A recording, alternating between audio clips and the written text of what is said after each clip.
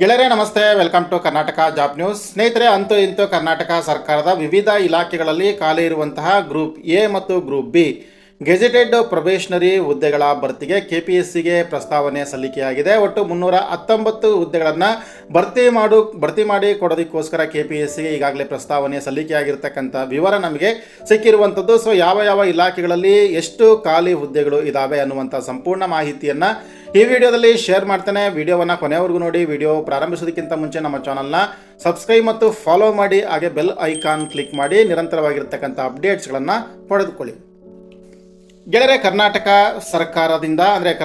ಸರ್ಕಾರದ ಒಂದು ಸಿಬ್ಬಂದಿ ಮತ್ತು ಆಡಳಿತ ಸುಧಾರಣೆ ಇಲಾಖೆಯ ಒಂದು ಕಾರ್ಯದರ್ಶಿಗಳಿಂದ ಕೆಪಿಎಸ್ಸಿ ಕಾರ್ಯದರ್ಶಿಗೆ ಪತ್ರ ರವಾನೆಯಾಗಿದೆ. ಸೊ ವಿಷಯ ಸ್ಪಷ್ಟವಾಗಿ ಉಲ್ಲೇಖ ಆಗಿದೆ. 2026 ಮತ್ತು 27ನೇ ಸಾಲಿನ ಗೆಜೆಟೆಡ್ ಪ್ರೊಬೇಷನರ್ಸ್ ಗ್ರೂಪ್ ಎ ಮತ್ತು ಬಿ ವೃಂದದ ಹುದ್ದೆಗಳ ರಿಕ್ತ ಸ್ಥಾನಗಳನ್ನು ಬಿಡುಗಡೆ ಮಾಡುವ ಬಗ್ಗೆ.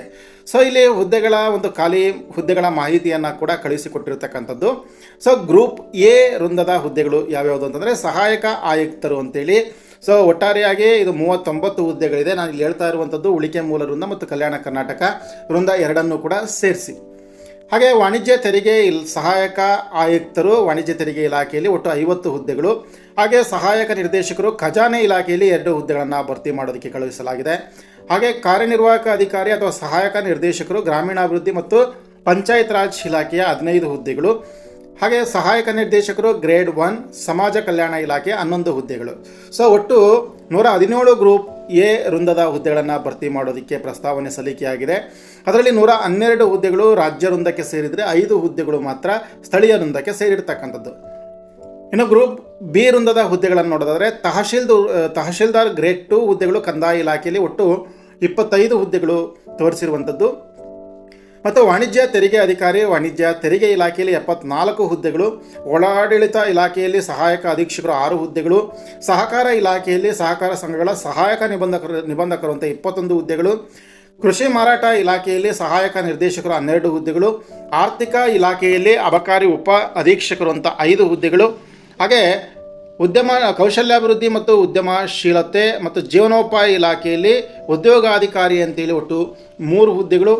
ಹಾಗೆ ನಗರಾಭಿವೃದ್ಧಿ ಇಲಾಖೆಯಲ್ಲಿ ಮುಖ್ಯಾಧಿಕಾರಿ ಗ್ರೇಡ್ 1 ಅಂತೇಳಿ ಒಟ್ಟಾರೆಯಾಗಿ 20 ಹುದ್ದೆಗಳು.